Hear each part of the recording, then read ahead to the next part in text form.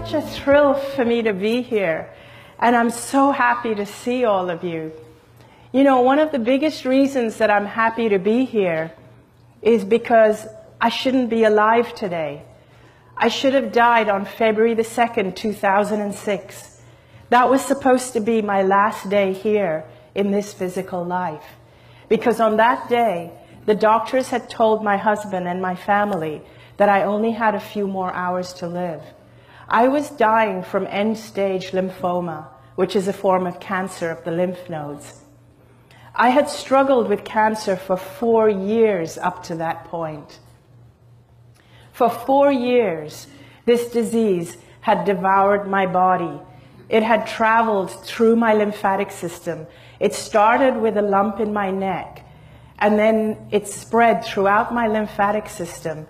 And by that point, by the end of 4 years, I had tumors, some of them the size of lemons, that had spread from the base of my skull, all around my neck, down into my chest, under my arms, and all the way to my abdomen.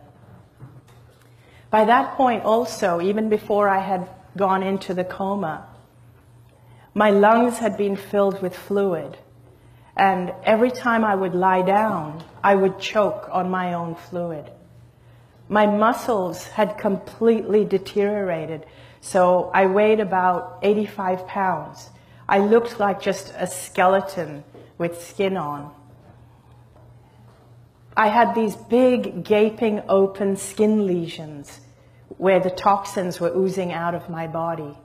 I wasn't able to digest any food. I had a persistent low-grade fever. I couldn't walk because my muscles had been deteriorated, so I was constantly just lying down or being taken around in a wheelchair. I was connected to an oxygen tank all the time. I couldn't breathe without the aid of oxygen. And on that morning, on February the 2nd, 2006, I went into a coma. The doctors had said these were my final hours because now my organs had shut down. My organs were failing. So my family were told that if there was anybody that had to see me before I died, this was the time. Unbeknownst to everyone around me, though, even though it appeared that I was in a coma and my eyes were closed, I was aware of everything that was going on all around me. I was aware of my husband, who was distressed, but he was by my side holding my hand. I was aware of everything the doctors were doing. They were putting tubes in me. They were removing fluid from my lungs so that I could breathe easier. I was aware of every single thing that was happening. It felt as though I had 360-degree peripheral vision. I could see everything happening all around my body. But not just in the room where my body was, but even beyond. And it was as if I had expanded out of my body.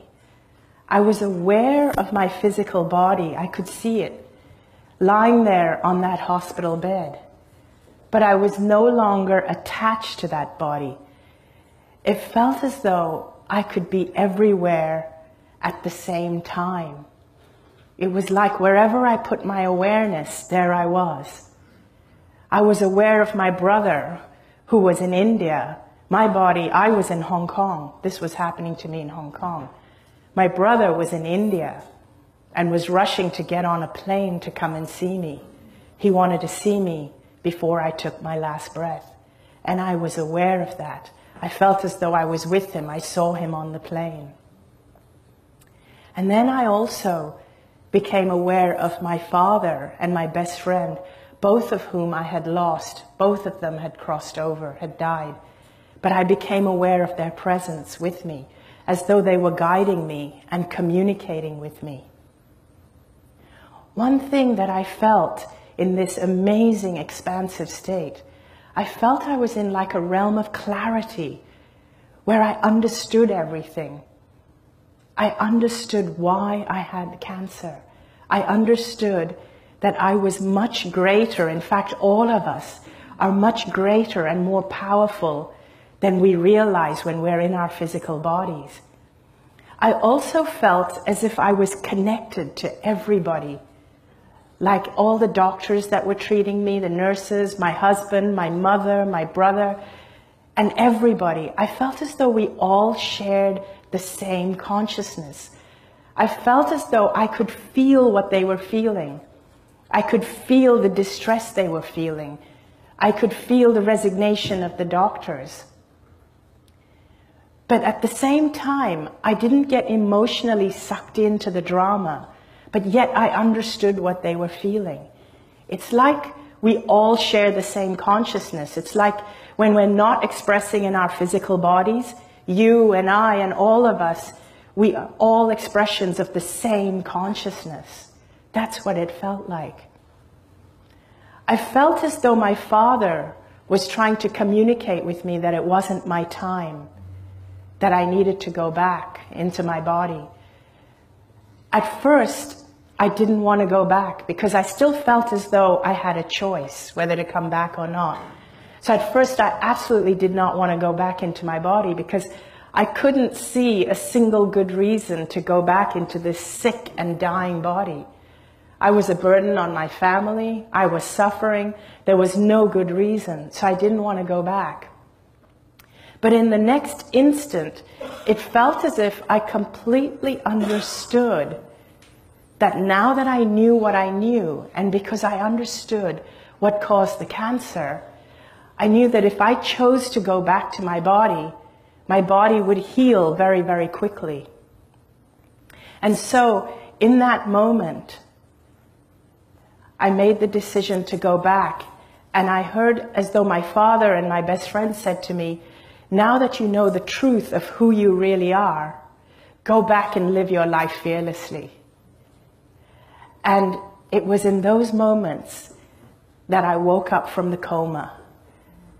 And my family was so relieved to see me. And the doctors, they couldn't explain it. The doctors were there and they were surprised, but they were being very, very cautious because there was no way of knowing. I was still so weak. There was no way for anyone to know whether I was going to stay out of the coma or heal or go back. But I knew I was going to be fine, and I was telling my whole family, I'm going to be fine. I know I'm going to be fine. It's not my time. Within 5 days, the tumors in my body had shrunk by 70%. After 5 weeks, I was released from the hospital to go home. I was completely cancer-free. Now, what has happened is that I've had to pick up my life from that point. And as you can imagine, my life feels completely different. It changed my view of the world. That experience changed my view of our physical bodies, of my physical body, of illness, and how I perceive the world. I found it very difficult to integrate back into life again after that experience. And the best way I can think of to explain what it feels like would be to use metaphors. And a metaphor that I like to use is one of a warehouse. I'd like you to imagine, if you will, that we are in a totally darkened warehouse that's pitch black. Just imagine that right now you're in a warehouse that's completely pitch black and you can't see anything because it's so dark. You can't see anything in front of you anywhere. But imagine that in your hand you hold a little flashlight. Just a little flashlight, and you switch on that flashlight. And with that flashlight, you navigate your way through the dark. And you use just the beam of that little flashlight to navigate your way in the dark. And everything that you see in the warehouse is only what you can see with the beam of that flashlight. Now imagine if the beam is shining over there, all you see is what's over there. Everything else is in darkness. You shine the beam over there, and all you see is that spot there. Everything else is in darkness except for the light of the beam. Now imagine one day, big floodlights go on. So the whole warehouse is illuminated. And you realize this warehouse is huge. It's bigger than you've ever imagined it to be. And it's lined with shelves and shelves and shelves of all kinds of different things. Every kind of thing you can imagine and things you can't even imagine all exist on these shelves, side by side by side. Some of these things are beautiful, some not so beautiful, some large, some small, some things in colors you've never ever seen before, colors you've never imagined to exist, and some things that are strange and funny looking, all exist side by side. And you've seen some of them before with your flashlight, but many of them you've never seen before because your flashlight had never shone on it. Now imagine if the lights go back off again and you're back to one flashlight. Now, even though all you can see is what you see with the one flashlight, the beam of one flashlight, at least you now know there is so much more that exists simultaneously and alongside the things that you can see. You now know that just because you cannot see them, you cannot experience it, doesn't mean it doesn't exist. You now know that because you've had that experience. That's what it feels like to me. It feels like so much more exists than what we believe. So much more exists than what we have experienced. It's just beyond our flashlight. And just to help you understand that a little bit better, I'd like to try a little game, a little experiment with you. I want you to look around the room and find everything you can that is shades of red, everything from red to burgundy. Just look around and commit it to your memory. As many as possible, commit it to your memory, because I'm going to ask you to recall it. Okay, close your eyes, face the front. Now, how many things can you recall that are blue in color? Almost none. Think about it, almost. Now open your eyes and look around. See how many blue things there were that exist alongside the red, but you didn't even notice it. You didn't see it. Why? Because you weren't aware of it. The beam of that flashlight, what is that? That is your awareness. That beam is your awareness. When you flash your awareness on something, it becomes your reality. It becomes what you experience. There can be something else that's right under your nose, but if your flashlight is not shining on it, you won't even notice it. You won't even be aware of it. Think about this. Think about all the billions of dollars we are spending on cancer awareness. Think about all the cancer awareness campaigns. Imagine if we put that much money, energy, and effort into wellness awareness. What a different world we would have.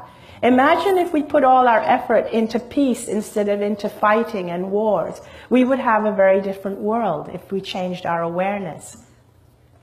To bring it down onto a more personal level, I want to share with you the 5 biggest lessons I learned from this experience.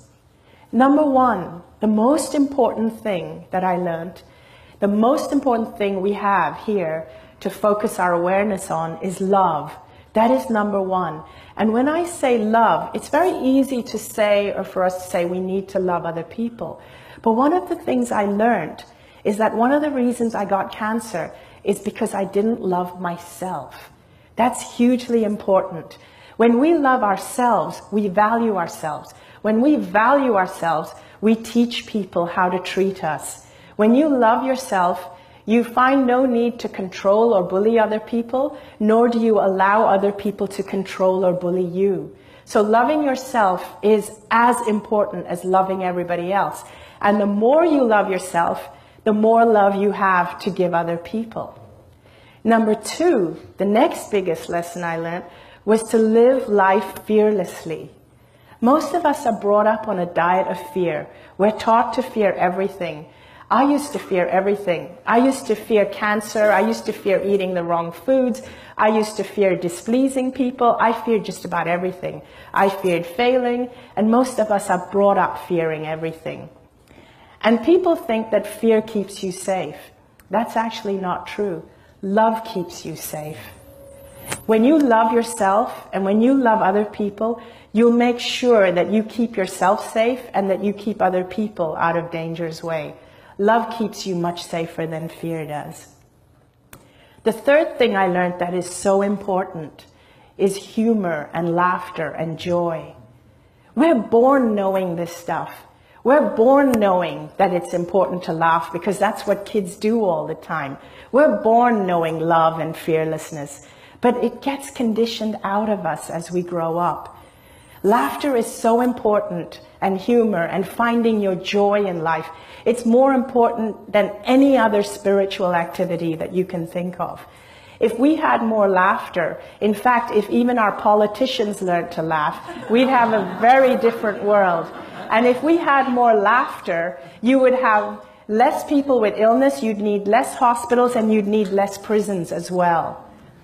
The fourth thing I learned is that life is a gift. It really is. Most of us live our lives as though life is a chore, but it shouldn't be that way. And it's unfortunate that only when we lose something that we value do we really realize the true value of it. And it took me losing my life to realize the value of my life. And I don't want other people to make the same mistake, which is why I'm standing here sharing my message. Because I don't want people to realize when it's too late the value of their life. And your life is a gift. Even the challenges that come to you are a gift. When I had cancer, that was the biggest challenge I could ever have. But today when I look back on it, I feel it's the biggest gift I could have had. People think that the cancer, or even I thought the cancer was killing me. But actually, I was killing myself before I got cancer. The cancer saved my life. All your challenges are gifts. In the end, you will in the end, you will always find that your challenges are a gift. And if you're in a challenge and it doesn't feel like a gift yet, it means you haven't got to the end yet. The fifth and final thing, which is so important that I learned, is that the most important thing for you is to always be yourself.